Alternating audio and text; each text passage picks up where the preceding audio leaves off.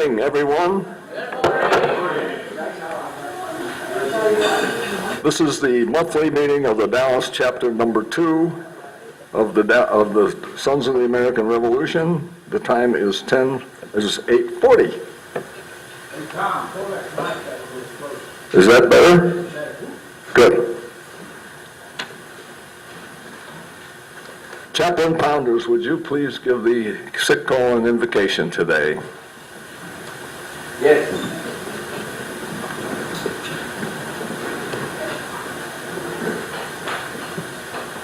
I didn't get very much of the sick call except for Charles.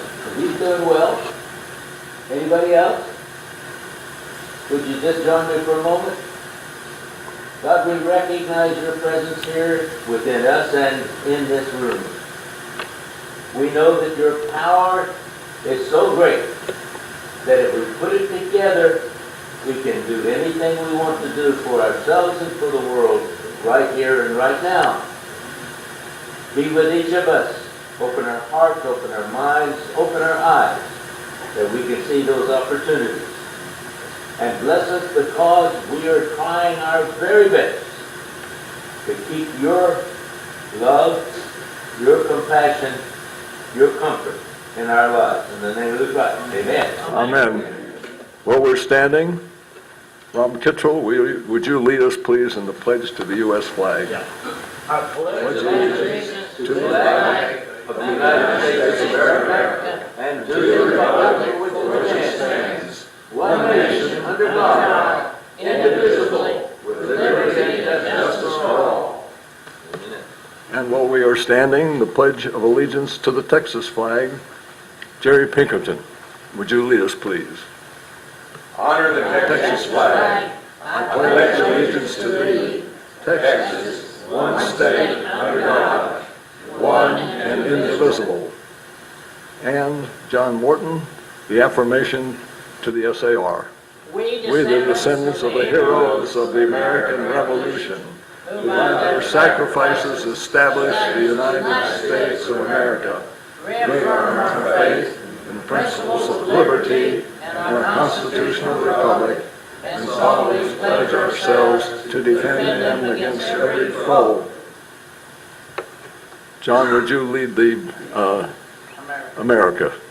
My country, 'tis of thee, sweet land of liberty, of thee I sing.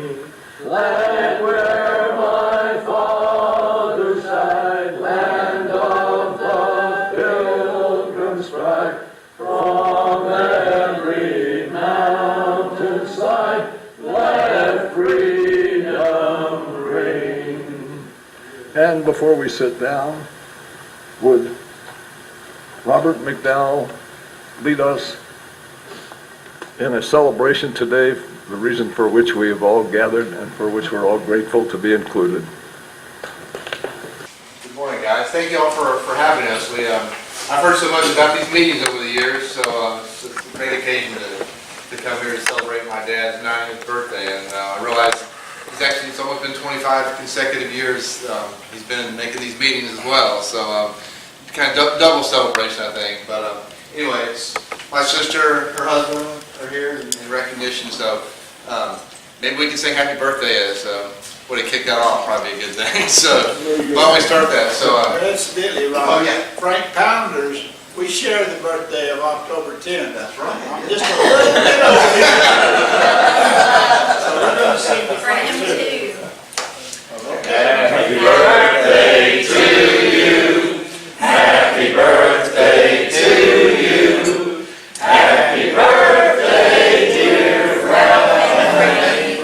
Happy birthday to you. And many more.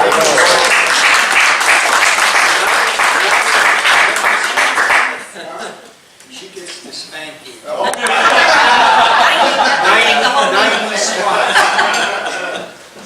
right, thank you. You may be seated. Incidentally, they brought some cupcakes, and so there's yourself at home there.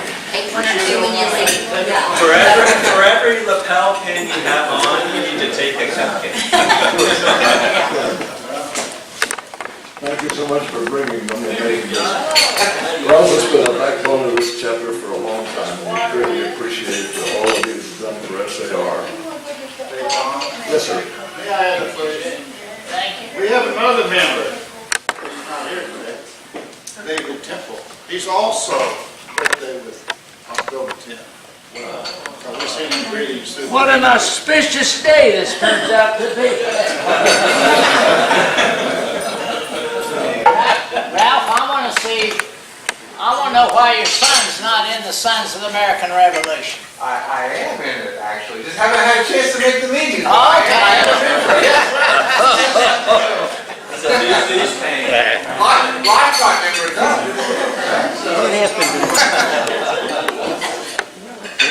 Our hospitality chairman at each meeting is Ralph McDowell, but we're giving you the day off today, Ralph, so that you can enjoy being with your family and so forth.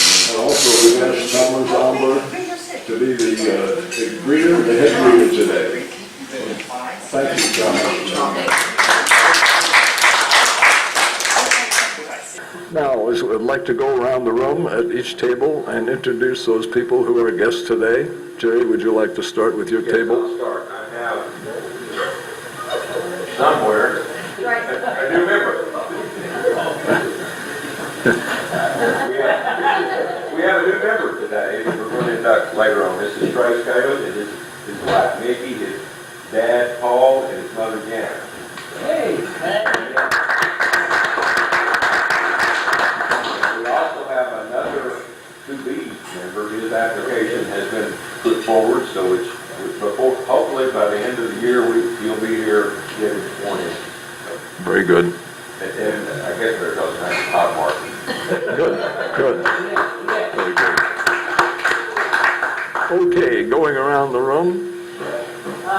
Conrad's a new prospective member, and what's your name, sir? Martin. Mr. Martin is also a new prospective member back here. Very good. Next table are all members. Ralph, I think we pretty well met Ralph's family, but you want to introduce everybody one time, Ralph, to be sure we have it covered as guests today?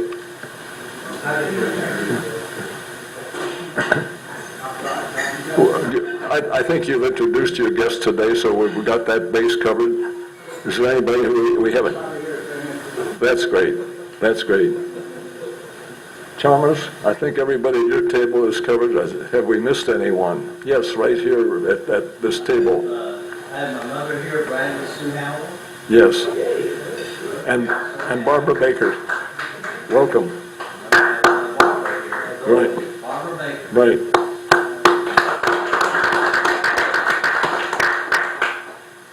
Okay, our Americanism today, carrying on the tradition that we started last time of the flags of the states. Marshall, would you like to do the state of New York for us?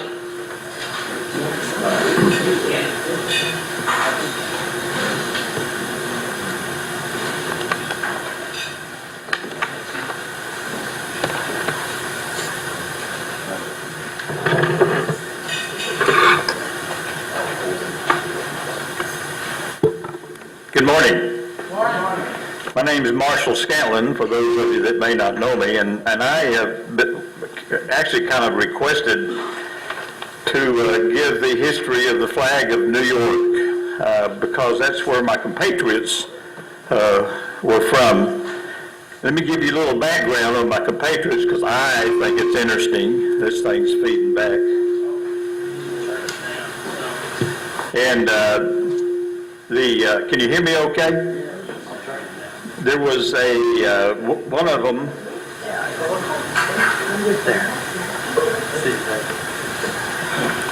Actually, I had two compatriots. The dad was named John Waldo, and John Waldo was born October 18, 1728 in Connecticut. He got married, had a kid, and moved to Albany County, New York. And it was there that John Waldo enlisted as a private in the 14th Regiment of the Albany County, New York militia. The 14th Regiment during the American Revolutionary War ended up in about 10 posts, 10 military posts during the time that he was in. And it was noted that he was part of a team that moved artillery from Fort Edward in New York to Stillwater, New York, and then to Half Moon, ahead of the advancing British Army. He mostly helped build forts and breastworks, and participated in the battles of Saratoga and Bennington in 1777. Later, his son, John Jay, enlisted as a private in the 14th Regiment. So dad and son are serving in the same military regiment. John Waldo, the dad, died at 86 years, which is pretty good during that time. And son John Jay lasted 78 years and died. Of note, and I think this is kind of interesting, one of my kinfolks, as my son found out, is this guy named Ralph Waldo Emerson. Ralph Waldo Emerson. Pretty neat, isn't it? The New York coat of arms was adopted in 1778. New York was the 11th state to enter the Union. As it said in this read-up that I had, that the New York flag was born out of the Revolution and created by revolutionaries, as all of our patriots' flags were. The New York state flag, the present New York state flag, is a modern version of a Revolutionary War flag. Today's New York state flag displays a state coat of arms adopted in 1778. And of course, remember that the American Revolution was from 1775 to 1783, about 8 years. And I learned a new word searching this. Have you ever heard the word, if I can pronounce it right, vexillology? Vexillology. Vexillology is the study of flags. And there are societies and organizations that study flags. And it was the word was coined in the late 1950s as the name for this field of research, which I thought was kind of interesting. I just sort of stumbled onto that. I think you have the pictures of the New York flag, if you'll look at it a minute. The coat of arms features a shield in the center with a woman on each side. One in yellow, one in blue, I think. An eagle is perched on top of a world globe above the shield. On the shield, there's a water scene with two ships. The ships are on the Hudson River in the Hudson Bay. One ship, the one on the left, is a large mast ship. The other ship is a small sloop, they called it. So the water scene is bordered by green shores, and if you look at it, there's a mountain in the background with the sun rising over it. And underneath the shield and on the banner is the word Excelsior. The sailing ships represent domestic and foreign trade. The bigger ship foreign, the smaller ship domestic. While the eagle on top, that's perched on top of the globe, indicates the Western Hemisphere, it said. Or some say, well, it really stands for the New World, but either one's okay. Now this is the interesting part, I think. The woman dressed in blue on the left is Liberty, Miss Liberty. She holds a pole topped with a Phrygian cap or Liberty cap, which in modern early Europe became known as they represent freedom and the pursuit of liberty. That's Miss Liberty. If you look at the bottom, Liberty's left foot rests atop a fallen crown. If you see that, and that signifies New York's independence from the British crown that ruled New York as one of its colonies. Now look on the right side, the lady standing there. Who do you suppose that is? That's justice, liberty and justice. Justice is dressed in yellow, Miss Justice is blindfolded, and now what that is a symbol we all see, for lawyers and our legal system, is a lady holding everything up blindfolded. That's who this is. So anyhow, Miss Justice is blindfolded, representing impartiality, while holding scales to signify fairness. In Justice's right hand, she holds a sword which represents punishment, and of course would say fair punishment. The banner underneath, Excelsior, is a Latin phrase, is New York State motto meaning higher. Some interpretation says ever upward, signifying the state's continual pursuit of improvement. And if everybody would say Excelsior, you can tell people you now speak Latin. Thank you.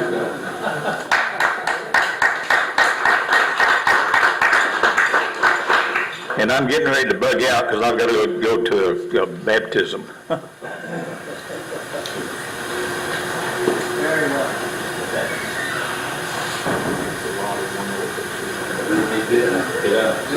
Thank you very much, Marshall. Very interesting presentation. Our second state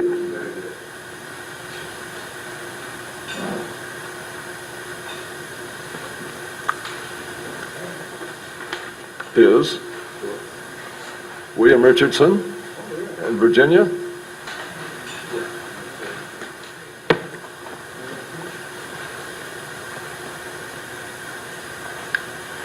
My own Revolutionary War ancestor was a man named George Knox, who was born in Scotland in 1768. He immigrated with his parents and his brothers and sisters to Virginia and enlisted in Daniel Morgan's riflemen in 1776. He served 3.5 years in the Revolutionary War, and upon the close of the war, he moved to Old Franklin, Missouri, along the Missouri River, and that's a whole other story for another Americanism. Virginia's Latin motto, Sic Semper Tyrannis, is one of the best known of all the state mottos. It means thus ever the tyrants. It appears on the seal in the center of Virginia's deep blue field. It was adopted for use on the seal in 1776 when Virginia and the other colonies were fighting for independence. The colonies believed that English government had not treated them justly. To them, England was a tyrant and King George was a tyrant. The two figures in the picture, and there is a handout on most of the tables there, that shows the flag, and the two figures in the flag represent the female warrior represents virtue, and the male warrior that she has just conquered represents tyranny and King George, and you'll note that his crown is laying nearby. Now, George Mason of Virginia wrote the Virginia Bill of Rights, and that was the basis for the U.S. Bill of Rights later on during the time of the Constitution. Now, it's always seemed to me that the most obnoxious people about where they're from are Texans and Virginians. Have you ever noticed that? You've heard the saying, one Texan can always tell another, and he just can't tell him much. or it's not polite to ask people where they're from, because if they're from Virginia, they'll tell you right off, and if they're not, there's no point to embarrassing them. So Virginia celebrated its 410th year last year in 2017 that honored the establishment of Jamestown in 1607. There is a coin attached to each of the handouts, which you can peel off and put in a vending machine later if you don't want to collect it. And it depicts the ships arriving at Jamestown, the Susan Constant, the Godspeed, and the Discovery. So Virginia, the seat of rebellion and the home of liberty. Thank you.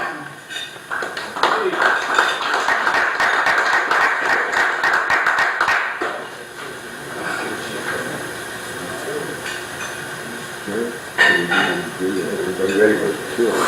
Okay, we're going to now have the induction. So, you all come up here.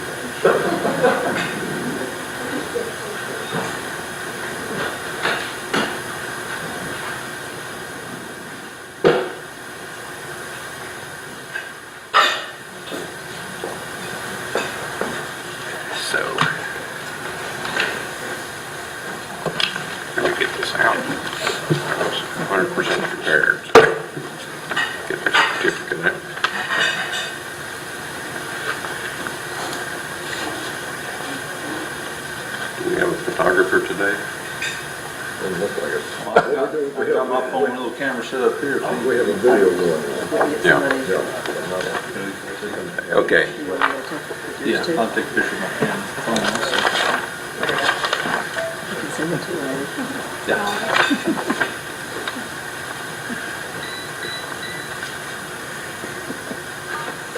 Go ahead and get this one over here, and we'll do the official later. There you go. Thank you, Joe. Okay. We're going here to induct Todd, Christopher Kalin into Trace. There's a certain thing about when you have cataract surgery, you can see everything out there, but when it's up close, you can't read it. So Trace, I'm going to present you with this. We're going to go through this ceremony. Compatriot Kalin, being accepted as a member of the Dallas chapter of the Texas Society of the Sons of the American Revolution, do you, as a descendant of one of the patriots and heroes of the American Revolution, reaffirm your ancestors' faith in the principles of liberty and our constitutional republic? Yes, sir. He does. And will you pledge to support the patriotic, historical, and educational objectives of the National Society, Sons of the American Revolution? Yes, sir. I take great pleasure in presenting you with your certificate of membership, and the people that sponsored you are not with us today, so I'm here representing them. I understand that Nikki is going to pin you today. Next time. And I think she's hopeful that this out. This rosette is in the colors of buff and blue. These are the colors of George Washington's uniform. And you'll see these everywhere related to. So if you would like to pin him with his rosette designating his membership.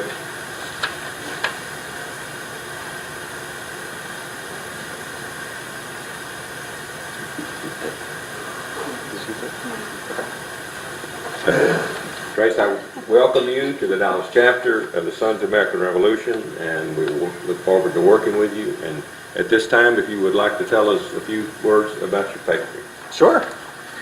And remember to pay your dues on time. That doesn't come from the registrar. That comes from somebody else. Well, thank you, Jerry. So my Revolutionary War ancestor, his name was Joseph Crane Sr. He was born, no month, we don't know, 1741, there's no documentation as far as the month, in Essex County, New Jersey, technically in Westfield, which was a village that's no longer there anymore. It's been consolidated with a few other villages around the area. He was a farmer, that was his occupation. He was married to Ruth Miller on June of 1760. He was roughly 18 or 19 years old at that point. They had 12 children. So basically from the time they were married to the time of his death, the wife was always pregnant, so I feel bad for her, but populated this country. He was enlisted as a second lieutenant in the Essex County troops, and he was mortally wounded in June of 1778 while making an assault upon Fort Delaney, and that was at Saltersville, New Jersey. And he was buried in New Providence, New Jersey. So all of this was relatively within a few miles of each other. So he was born and died very relatively close to proximity. Thank you, Trace. Thank you. And we also want to present you with a challenge coin. It's from the Texas Society. You've seen the military challenge coins. Well, this is the equivalent of Texas Society Sons of the American Revolution, so you can carry that with you. Thank you.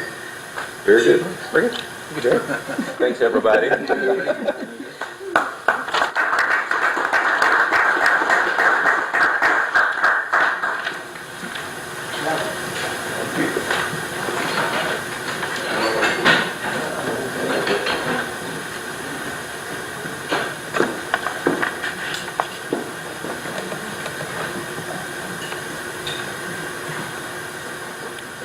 We will now do our officer reports.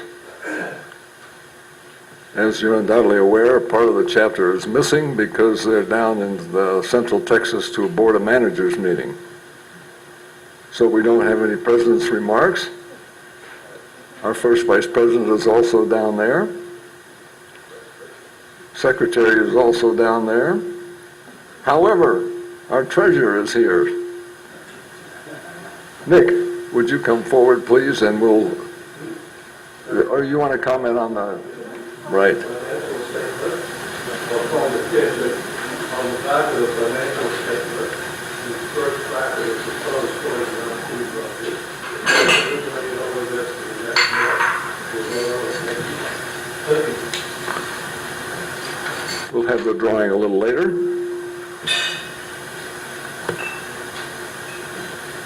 As historian Joseph, do you have anything to report this morning? time marches on. I got nothing. Okay. Chaplain Pounders, anything further? Okay, well, a little early. Ralph, membership? Yeah, thank you, John. We have about 255 active members. Very good. Veterans Affairs, John Morton, James Fairbairn. I want to thank everybody for donating stuff for the veterans. They need toothpaste, personal items, so if you all would keep doing that, I'd appreciate it. Thank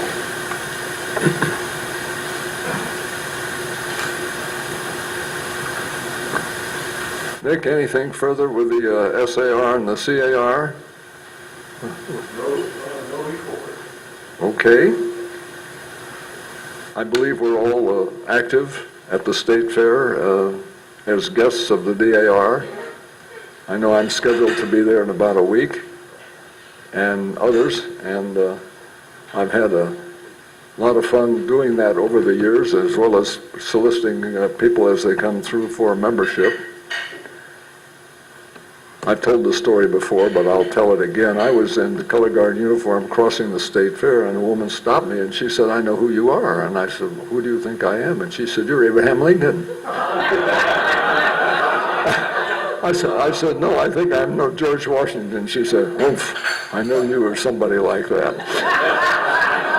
So we have a little work to do on our history of the youth and adults of America. But anyway, it's always a pleasure to be your guests at the DAR house, and we enjoy that. And I think we add a little bit of local color with our uniforms and so forth.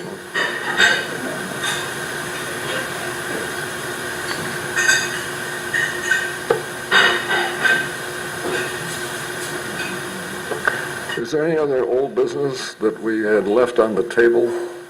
Rob, we need to talk about how the color guard activities. You want to give us a report on the color guard? Right, of course, we had the Dallas Veterans Parade coming up November 12th. Robert? Oh, okay. Yep.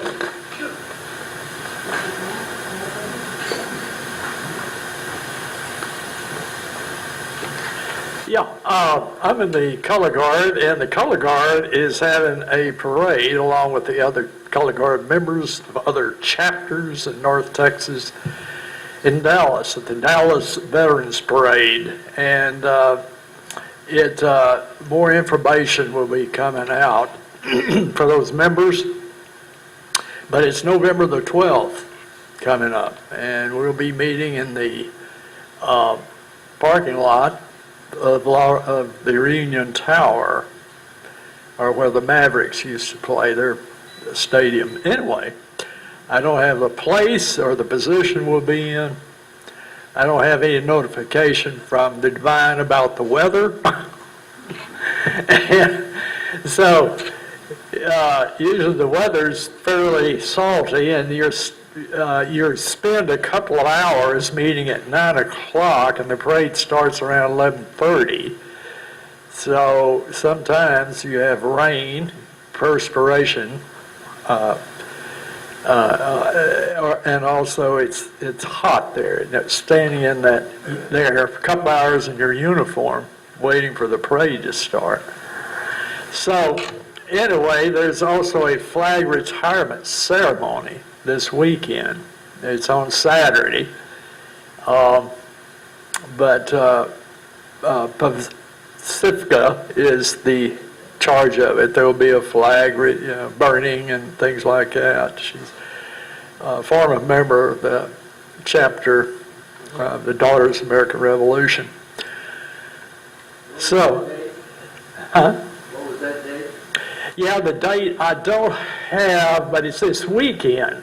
Ralph? It's on the 20th. Next weekend, 2 weekends from now. Yeah. Yeah, I don't have the exact date. That will be coming out again. It's in the notes online. And so that's basically two things we have going right now. Yeah. That thing. Okay.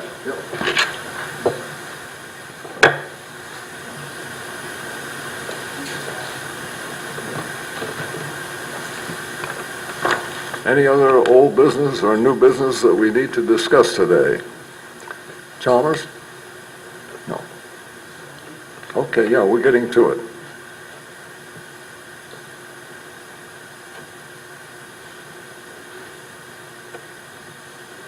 Nick, would you care to conduct the door prize drawing?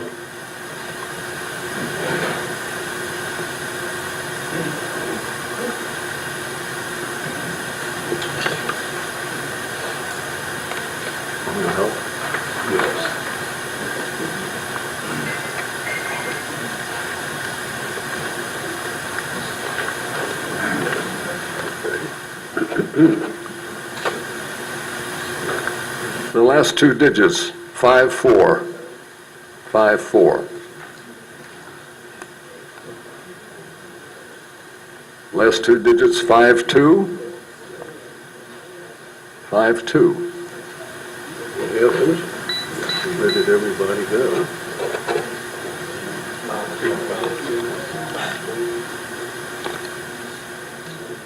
Next, last two digits, 42. 42. Chalmers. Aren't you glad you hung around? He bought 3 tickets. Yeah, oh, well, okay. Last digits, 29. 29. There we go.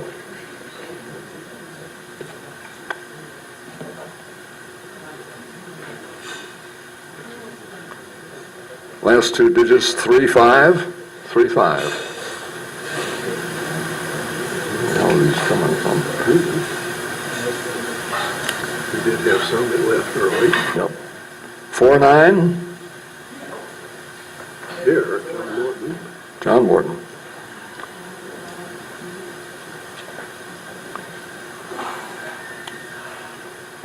53. 53.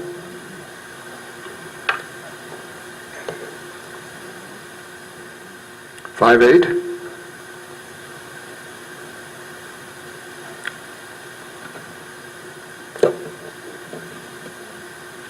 37. Make a fire with him. 36. Make something's really screwy.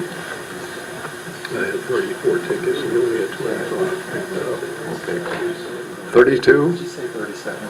Yes. Sorry. Oh, please go up and get a selector book. Yep. 3-2. There we go, Joseph.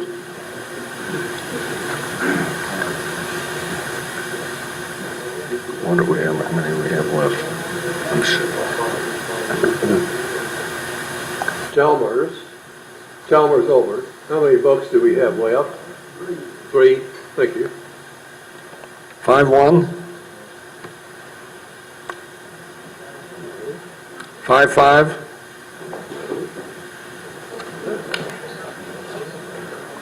4-8. Here, Frank. 1 down, 2 to go. 2-5. These little These little ones must have been in there from the previous time. 3-8.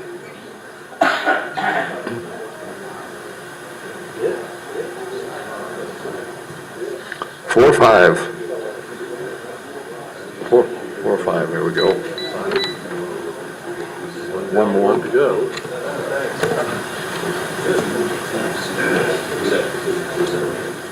4-6.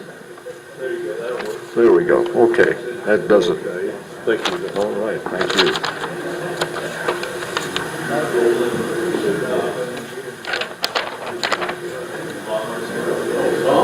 Chaplain Pounders? Oh, yes.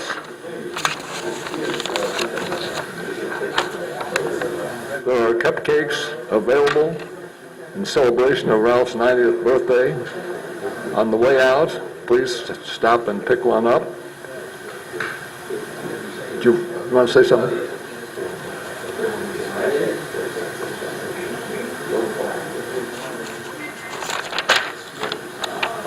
I don't get what she's saying. I'm sorry. Do you guys? Did you wish to say something? Oh, no, not really. Just please make sure you take a cupcake. Wonderful. Eat all those. Thank you so much. Thank you. Thank you so much for bringing them and making this a very happy occasion for the chapter and especially for compatriot McDowell.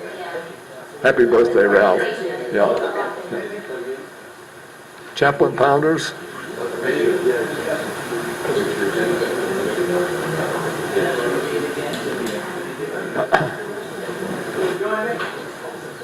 Please stand.